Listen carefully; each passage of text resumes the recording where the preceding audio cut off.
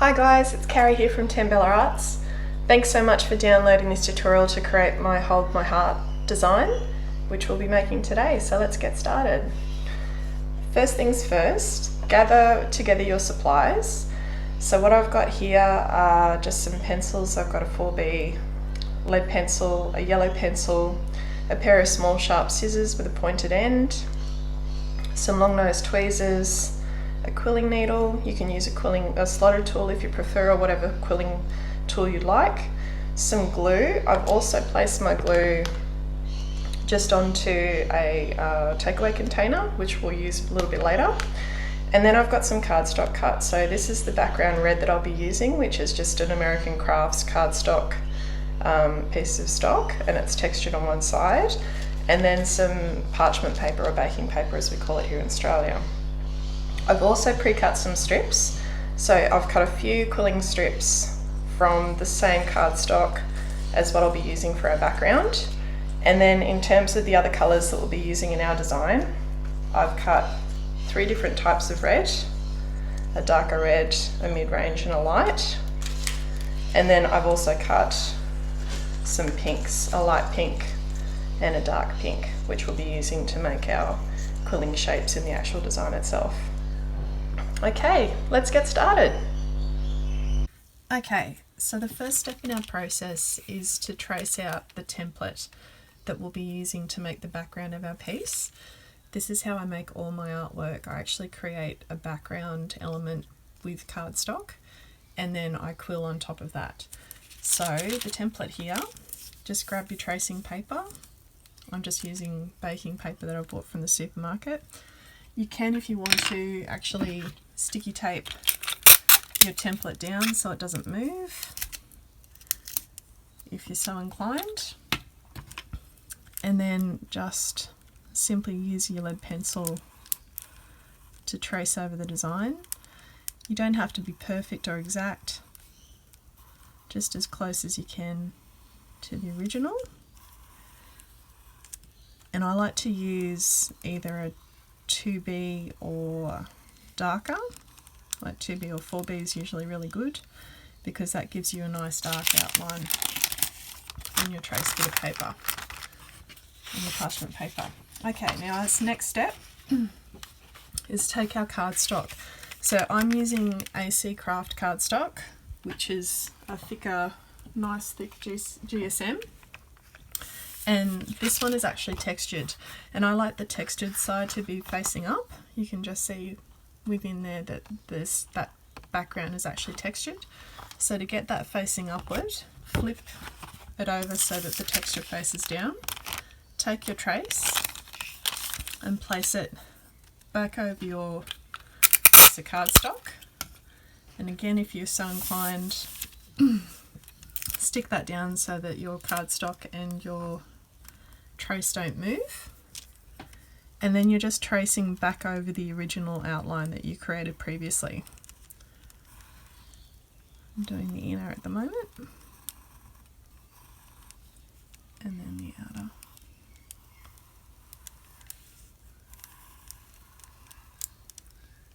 Nearly complete, here we go.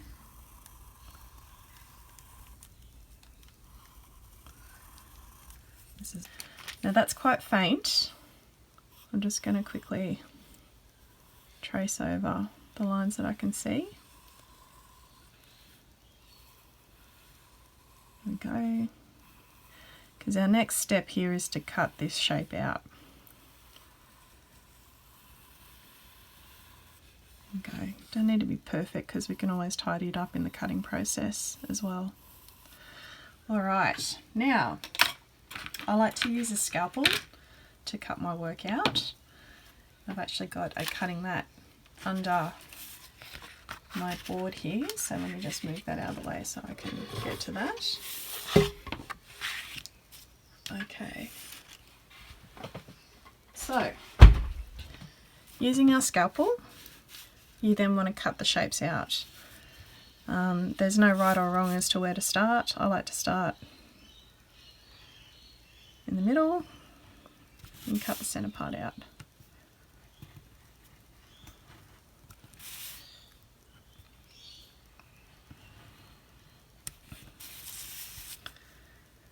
Definitely find it's easier to use a scalpel for this part rather than a pair of scissors, because you'll end up having to butcher the paper a bit trying to get the shape out. And you can be quite precise with your scalpel. Go. And the outer heart shape.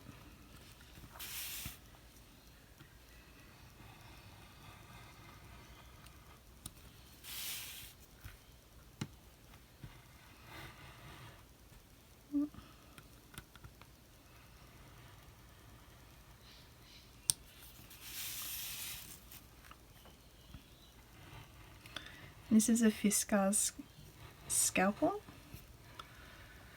I picked those up from my local craft store, and the key to this is making sure that you change the blades regularly, because they do get dull fairly quickly when you're chopping cardstock and paper all the time. Okay. You'll want to hold on to your mini heart, because I'll show you something that we can do with that a little bit later as well. So I'll just put that to the side. Then tidy up any sections that just need a little bit of attention. If there's any areas that don't quite look tidy enough for your liking. And we can hide most of this anyway when we start to do the quilling process, so don't panic too much. Okay, that's better. Okay. At this point you'll also need your quilling tool. I like to use a old crochet hook, so that I'm going to show you how I use that. And have your glue at the ready, and what we're going to do is start shaping these strips to create that outer edge and inner edge. I always start with the middle.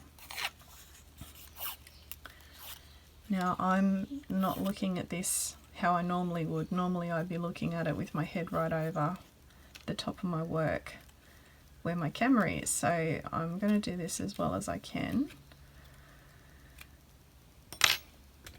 I'm using my scalpel. I eyeball where it meets up and nick it there. You can use your tracing template to work out where to cut as well, but I prefer to use my cutout because it can be just a little bit different from what the original drawing was. And then we try and get it as close as physically possible. I just need to take a little tiny nick off there. There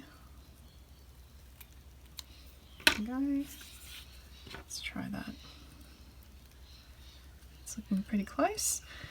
Little tip, I've had my glue out for a little while, sitting and sort of getting a bit tacky.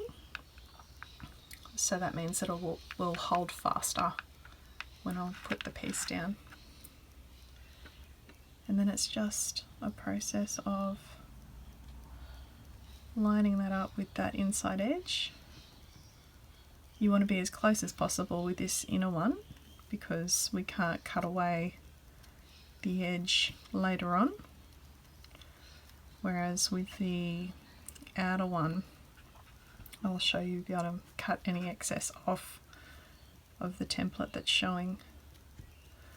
I'm going to leave that little bit of overhang there because I'll be able to chop him off later, that little tail. This also gives something for my other strip to meet too. Okay, then we'll do the second part, the second arch of the heart. Just a gentle pressure one way and then back the other, using your tool.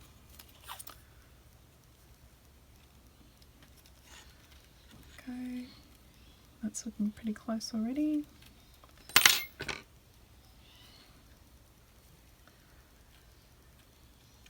Again, I like to nick where I'm going to cut,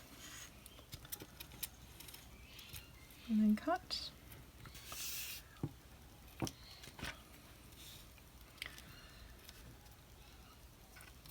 What's the old saying? You measure twice and cut once. And then dip in our glue. And this time, dip the ends, because where they meet, they'll be able to then stick in place a bit better because they've met that anchor point, that first anchor point. Go. I try my best not to get glue on my cutting mat, but I'm a messy worker. There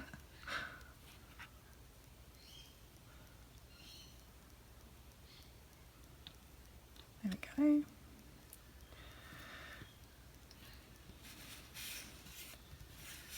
Now ideally we want to leave that alone for a little while to allow it to dry, so while we're doing that we can start on our outer curves.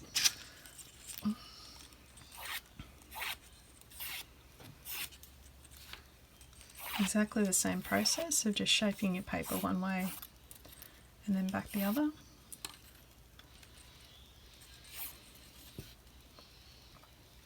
Just getting those gentle curve shapes, like so. Again, trying to get it as close as possible to your final shape, which will just allow you to be able to glue it down so much easier.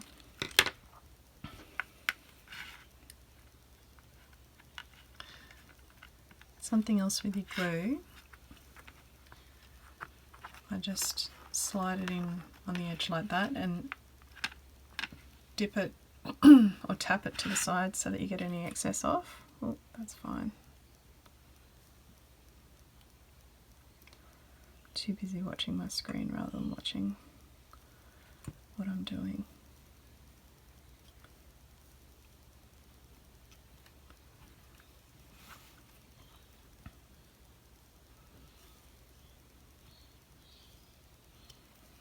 Okay.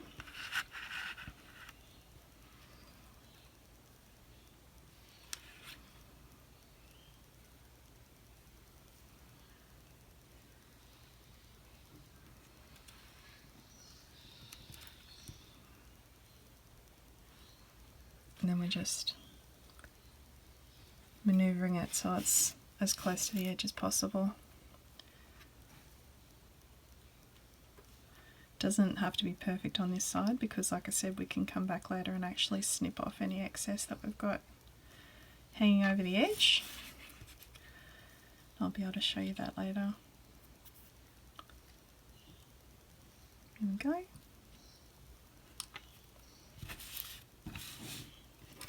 And then time for the other side. Now ideally, while you're working on this, you may want to let one half dry before you come and do the other, just because that allows you to have a really solid part to build off of. For the sake of illustrating you the process as quickly as I can today, this is how I'm going to do it today. So you could, in theory, start making your coils, which I'll show you in the next step after this, while it's drying.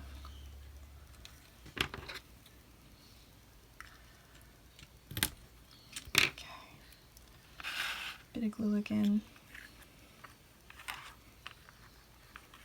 Don't need a lot of glue, less is often more.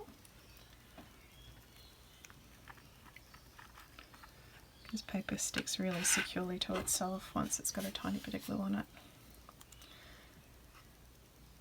And then once again, just placing your strip so it sits on the edge, or as close to the edge as you can get it.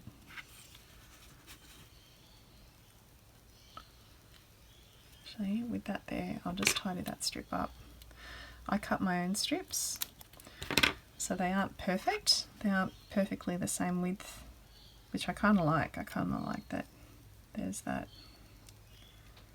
difference in shape and height sometimes in my work.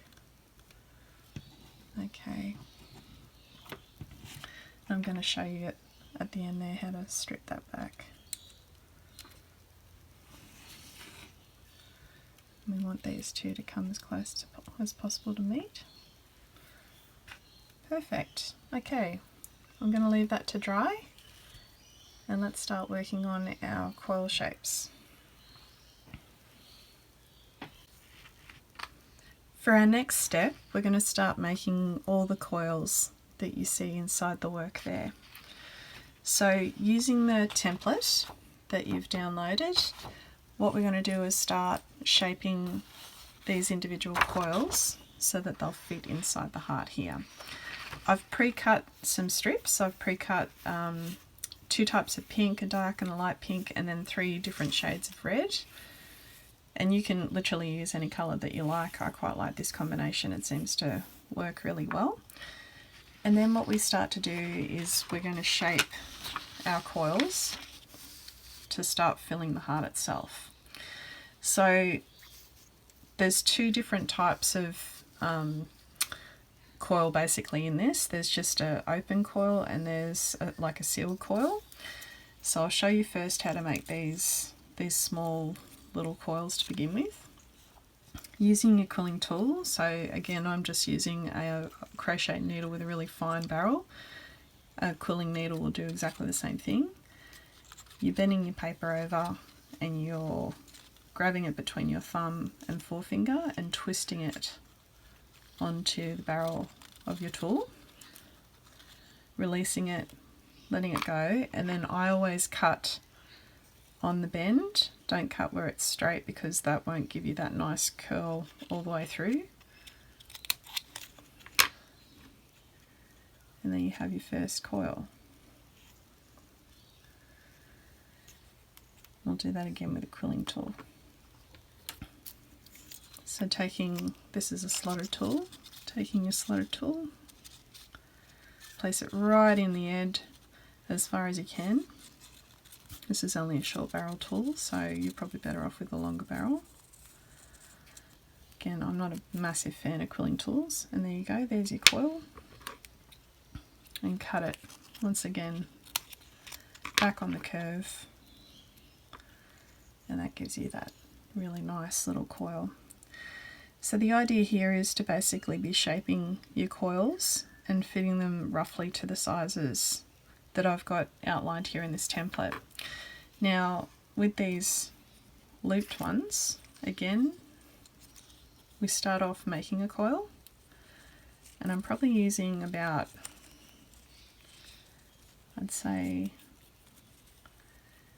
10, maybe 15 centimeters of paper, which is about, what's that, 3 inches. And I'm going to try and make this one here.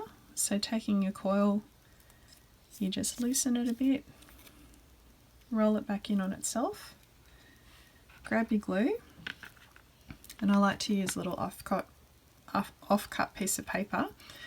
Just dip it in the end of your glue and then place a little bit on the tail, like so. Grab some tweezers just because that's easier. Line up the size of your coil against the template and then nip it there so it holds. And again, if your glue's a little bit tacky, it'll hold quickly and it'll hold firmly. Just remove that little bit of extra glue. There we go. So that's how you create those coils. Let's say that again. Try with a different colour, the darker red. Let's go for this one. I'm not big about perfection. I like my pieces to have a little bit of difference in the shapes that I create, so I'm not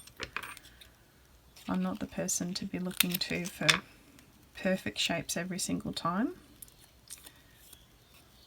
Once again, rolling it back and close to the size. You're looking basically for the same size as the coil in the image. Make that a little bit bigger.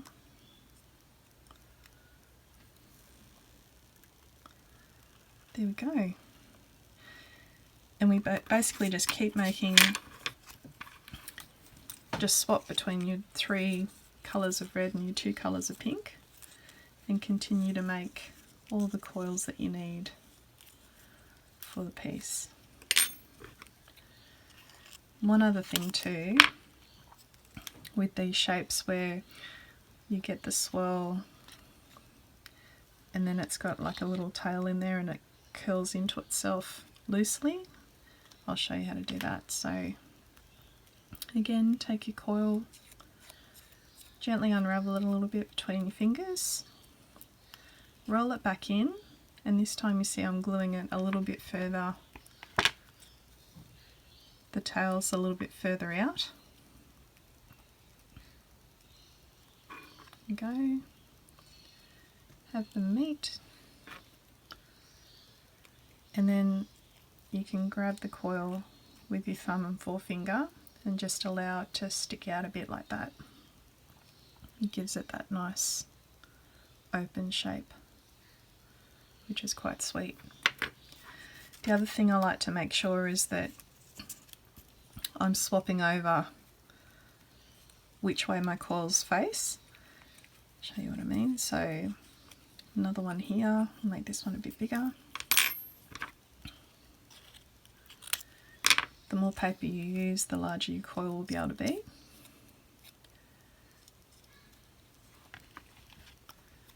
Glue it down. And to have that one facing, so see they're all curling counterclockwise, you literally just flip your coil over and it's facing the opposite direction.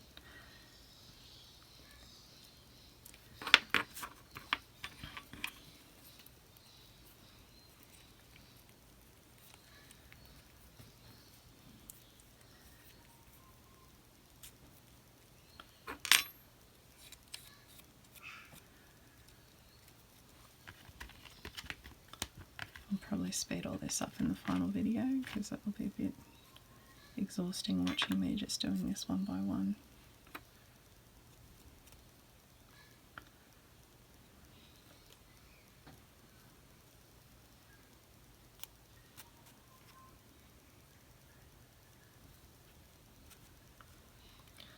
Nothing has to be perfect right now.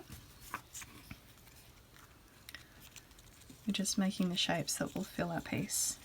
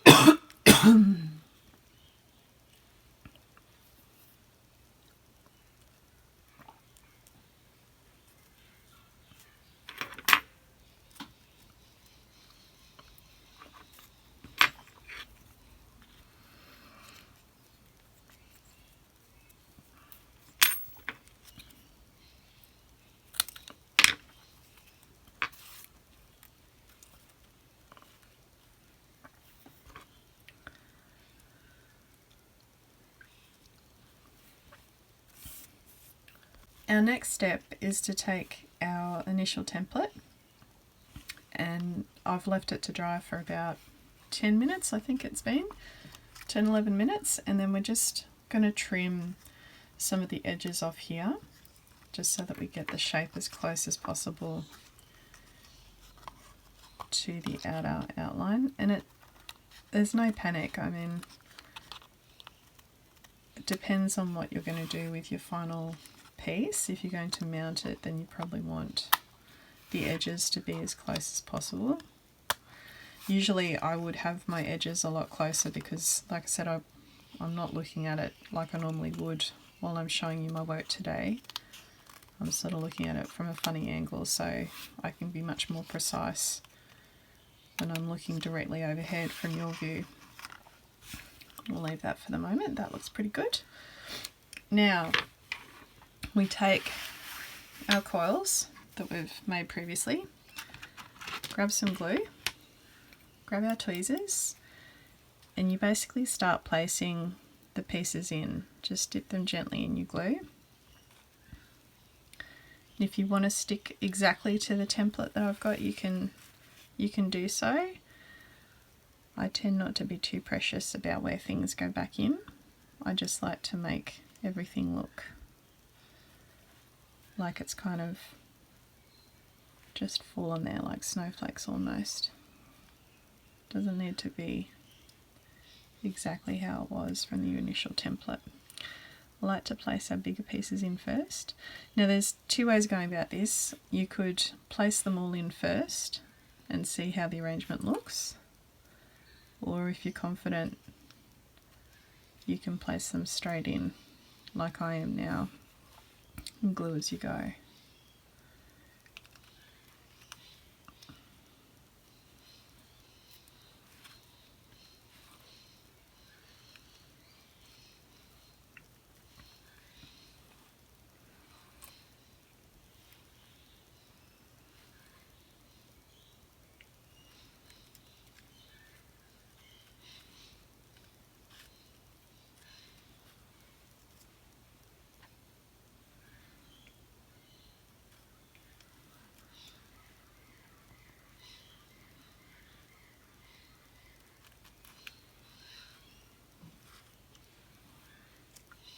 I like those coils to have their tail meet an edge as much as I can. You just need to position them in such a way so that as it dries, as the glue dries, it will attempt to drag that tail away. So it's just a process of trying to position the piece in when you first glue it, that it will curl back on itself and still meet an edge, which sometimes is a bit tricky. It doesn't always work out that way.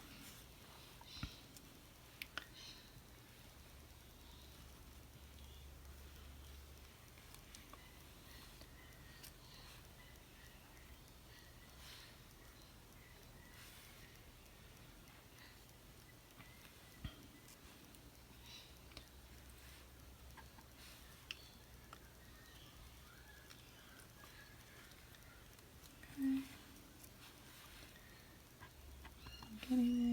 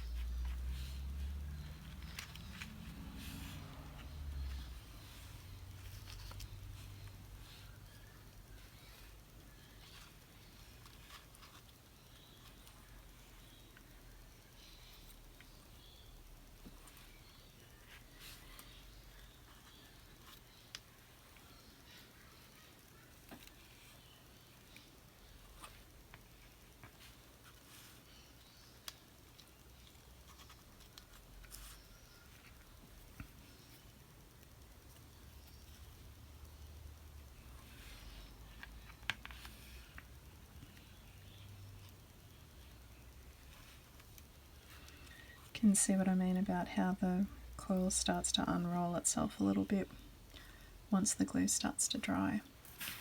And that's it. Now, a little added bonus. Remember how we cut our centre out? I like to make little mini hearts as well. And they're just nice once we've framed this piece to accompany it by a card with that on the front.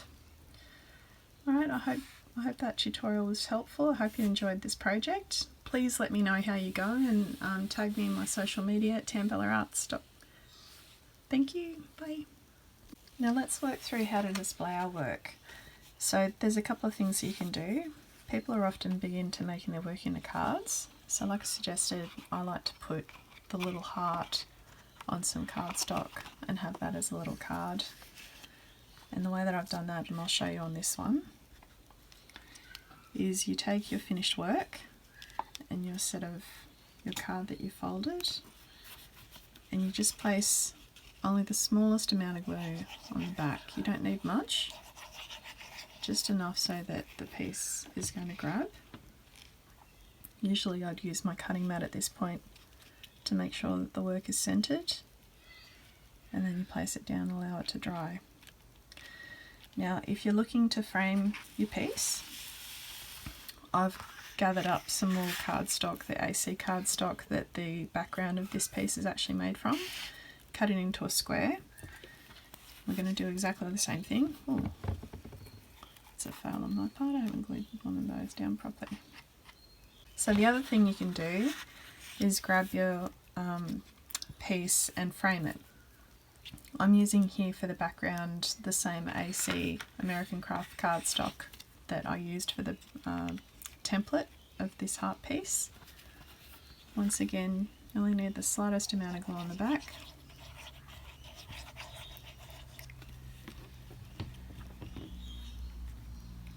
And center it. I always prefer to frame my pieces. You take so much time to make these things, it's nice to have them framed. So what we're going to do now is frame our work. So take your piece after it's been mounted onto your piece of cardstock, and what you're going to need to do is source a box frame or a deep set frame. So this is a 23 by 23 centimetre frame from IKEA. And the good thing about these frames, I've already sort of opened it up a bit so you can see the components within it. It has the back, which you can hang or stand up. It has a mat, which has a nice beveled edge on the inside, which will face up. And then it has a spacer between your work and the actual front of the frame. And this frame also comes with a Perspex cover, which I recommend that you do put in, but for the point of showing you how to frame today, I'm not going to put it in, I'm just going to show you the quick way. So what we need to do first is basically mount our work onto our mat. And the easiest way to do that is to get our mat, grab some double-sided tape, and what you're doing is you're basically placing the tape along the edges of your mat without going over on each side, like so. And what's going to happen here is once we take off the backing tape, this will allow our work to actually grip onto the mat and hold it in place. So literally just a process of peeling this off, all four sides.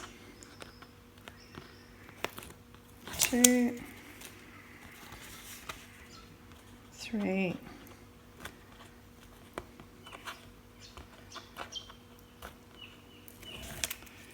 and last one, 4. Now we take our work, place it down, and what you're doing is you're basically guiding your mat over the top to get it as central as possible. And you'll note again that bevel is on the front. You're just guiding that down so it's centrally placed, like so. Bit of light pressure around the edge. Now we grab our frame,